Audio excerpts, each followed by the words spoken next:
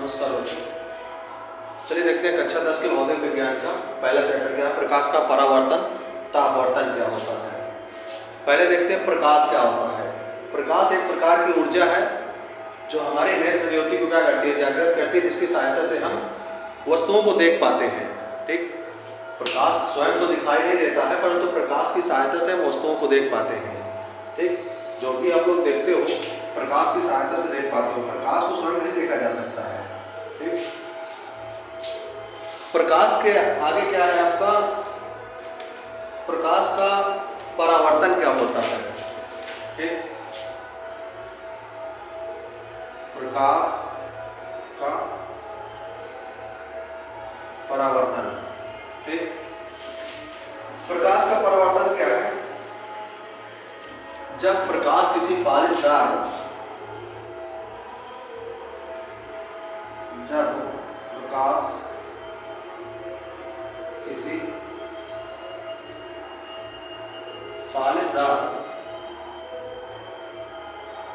माध्यम से टकराता है तथा प्रकाश का अधिकांश भाग वापस उसी माध्यम में लौट आता है।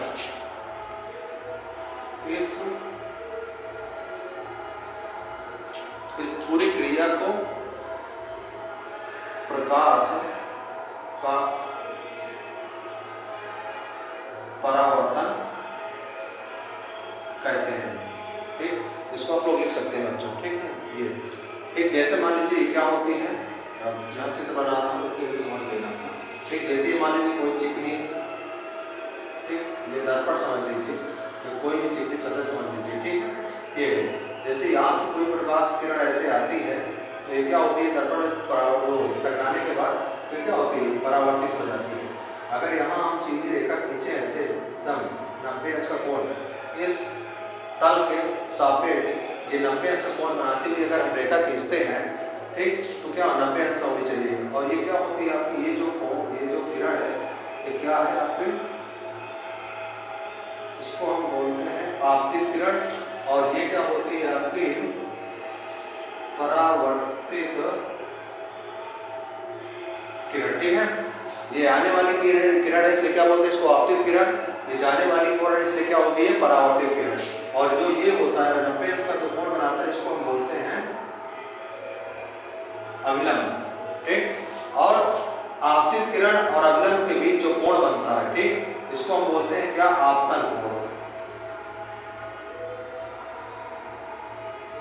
आपतन कोण। और परावर्तित किरण तथा अभिलंब के बीच जो कोण बनता है, ये क्या होता है, परावर्तन कोण। ठीक, आगे हम बिटा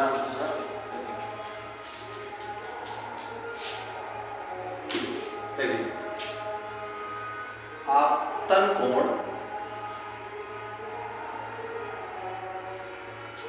ठीक, को हम आई से प्रदर्शित करते हैं। ये हमेशा बराबर होता है किसके,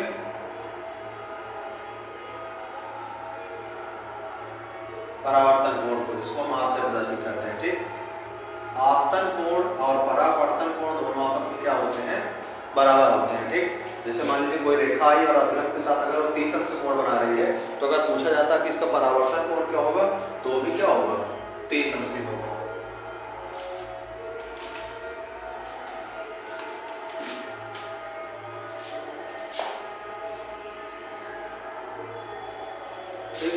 तो इसको लिख सकते हैं ए बी क्या है आपकी आपतित किरण, बी सी क्या है परावर्तित किरण है, और आपकी ये जो बी, अगर इसको यम लेंगे, बी एम क्या है आपका लंब है, और ये क्या है आपका पी क्यू क्या है, एक तल है।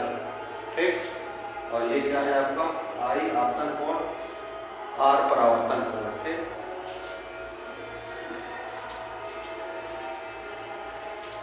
अगले हेडिंग क्या आपका परावर्तन के नियम। तो परावर्तन के कुछ नियम है।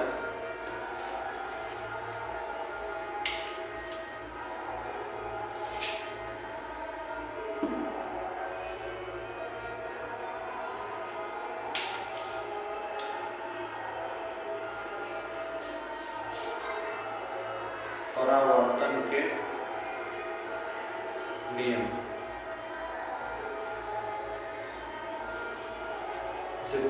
परावर्तन के मुख्य दो नियम होते हैं, ठीक। परावर्तन के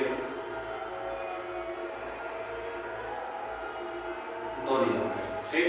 पहला नियम क्या होता है आपका, आपतित किरण जो होती है, ठीक। आपतित किरण, परावर्तित किरण,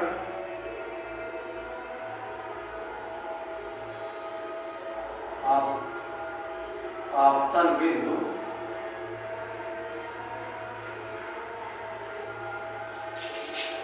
तथा अभिलंब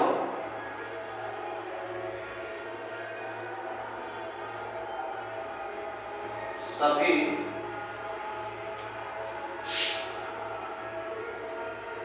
एक ही तल में होते हैं, ठीक। तो पहला दूसरा नियम क्या होता है, दूसरा नियम यही है, आपतन कोण हमेशा परावर्तन कोण के बराबर होता है, ठीक। आपतन कोण सदैव परावर्तन कोण के बराबर होता है, ठीक। कोण के बराबर होता है, ठीक। पहला नियम क्या होता है, परावर्तन के दो नियम हैं, ठीक। तो परावर्तन समझा क्या होता है, जब कोई प्रकाश की किरण किसी चिकने तल से टकराकर वापस उसी मार्ग में वापस लौट जाती है तो उस पूरी प्रक्रिया को क्या कहते हैं, प्रकाश का परावर्तन कहते हैं, ठीक है। अब परावर्तन के दो नियम होते हैं। पहला नियम क्या है, आपतित किरण, ठीक। परावर्तित किरण, अभिलंब तथा आपतन बिंदु, ठीक, सभी क्या होते हैं, एक ही तल पे होते हैं। एक ही तल का मतलब है जैसे इस बोर्ड से अगर किसी प्रकाश की किरण का परावर्तन हो रहा है तो आपतित किरण, परावर्तित किरण, आपतन बिंदु और अभिलंब तीनों इसी तल में होंगे, ठीक। और दूसरा नियम क्या होता है, आपतन कोण जो होता है वो हमेशा क्या होता है, परावर्तन कोण के बराबर होता है, ठीक। देखो आगे क्या है, प्रतिबिंब क्या होता है।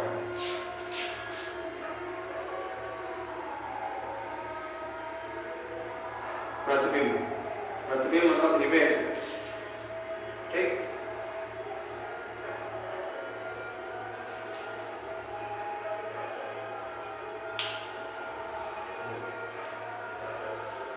यदि प्रकाश किरणें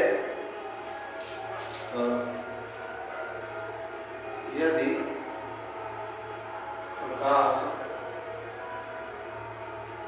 प्रकाश किरणें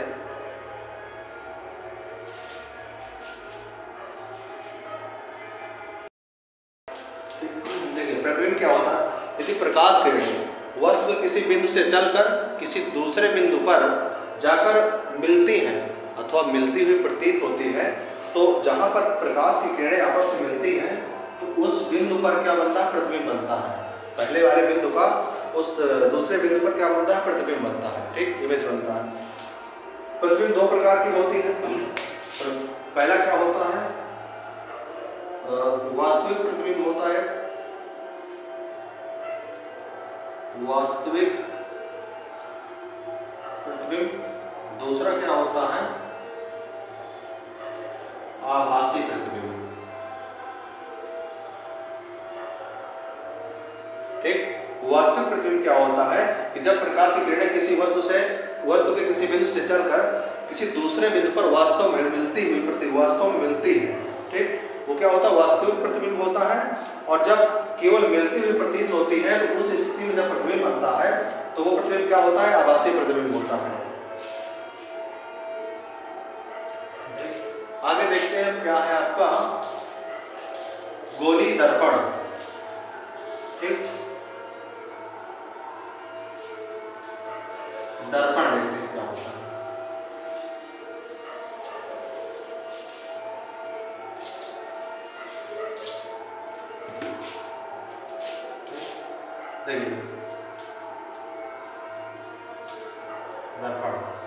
ठीक, दर्पण जैसे मान लीजिए ये कोई क्या होती है, मान लो कोई कांच की प्लेट है, अगर उसके एक साइड पर हम पॉलिश कर देते हैं, ठीक है, तो जो दूसरा साइड होता है क्या कहलाता है, दर्पण कहलाता है। दर्पण होता है, दर्पण दो, ठीक, दर्पण कितने प्रकार के होते हैं, और या तो ये एक साइड पॉलिश कर देते हैं, ऐसा हो जाए तो सब क्या बन जाते हैं, दर्पण बन जाते हैं। ठीक, अब दर्पण क्या होता है, देखो दर्पण देखते हैं,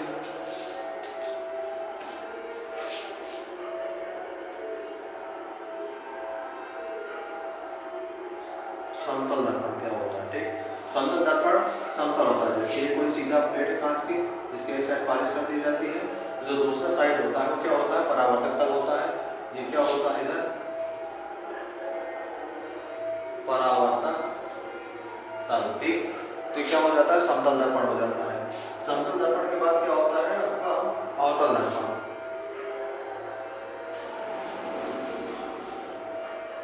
अवतल दर्पण, ठीक, अवतल दर्पण क्या होता है, अवतल दर्पण और उत्तल दर्पण दोनों क्या होते हैं, ये गोलीय दर्पण कहलाता है। ठीक, उत्तल दर्पण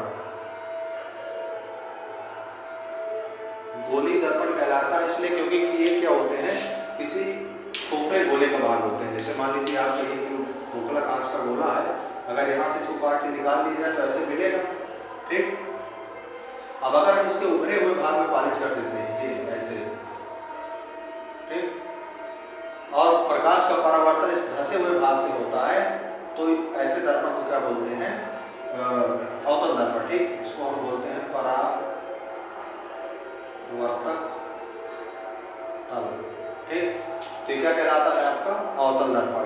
और अगर इसके ये अगर इसके धंसे हुए भाग भी ऐसे पॉलिश कर दी जाती है, और अगर उभरे हुए भाग से प्रकाश की किरणों का परावर्तन होता है, तो उसको बोलते हैं क्या, उत्तल दर्पण।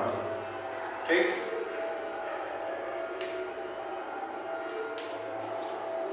जिसमें कि इसकी परिभाषा क्या होती है,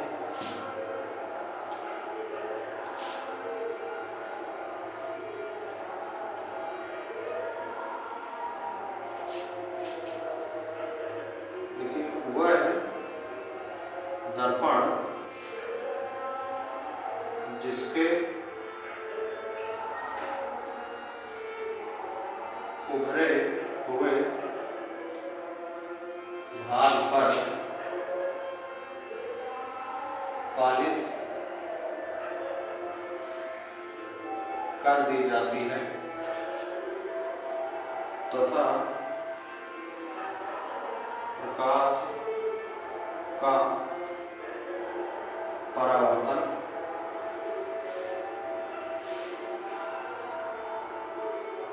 धंसे हुए भाग से होता है। ठीक, उत्तल दर्पण क्या हो जाएगा, जिसका जस्ट उल्टा हो जाएगा, वह दर्पण